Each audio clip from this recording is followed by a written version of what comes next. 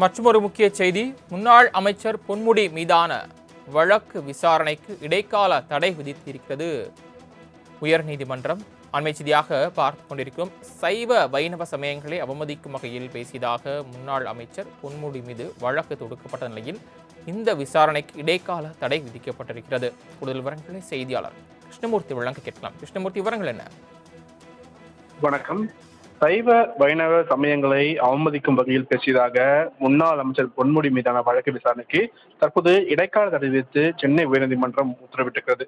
சென்னையில் கடந்த 2025ஆம் ஆண்டு ஏப்ரல் மாதம் நடந்த நிகழ்ச்சி ஒன்றில் பேசிய முன்னாள் அமைச்சர் பொன்முடி சைவ வைணவ சமயங்கள் குறித்தும் பெண்கள் குறித்தும் சர்ச்சைக்குரிய வகையில் பேசியிருந்தார். இது சம்பந்தமாக பாஜகவை சேர்ந்த சென்னை மாநகராட்சி கவுன்சிலர் உமா ஆனந்தன் சைதாப்பேட்டை மாஜிஸ்ட்ரேட் நீதிமன்றத்தில் தனிநபர் புகார் மனுவை தாக்கல் செய்திருந்தார். அந்த மனுவில் வெறுப்பு பேச்சு பேசிய முன்னாள் அமைச்சர் பொன்முடிக்கு எதிராக இந்த புகாரை விசாரித்து மத ரீதியாக வெறுப்புணர்வு ஏற்படுத்துதல், மத உணர்வுகளை புண்படுத்துதல் ஆகிய பிரிவுகளின் கீழ் அவரை தண்டிக்க வேண்டும் என்று கோரப்பட்டிருந்தது.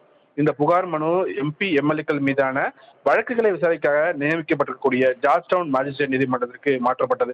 இந்த புகார் மனுவை விசாரித்த நீதிபதி சவுந்தரபாண்டியன் புகாரை விசாரணைக்கு எடுத்துக் கொள்வதற்கு முகாந்திரம் உள்ளதாக கூறி விசாரணைக்கு நேரில் ஆஜராகும்படியும் முன்னாள் அமைச்சர் பொன்முடிக்கு சம்மன் அனுப்ப உத்தரவிட்டிருந்தார்.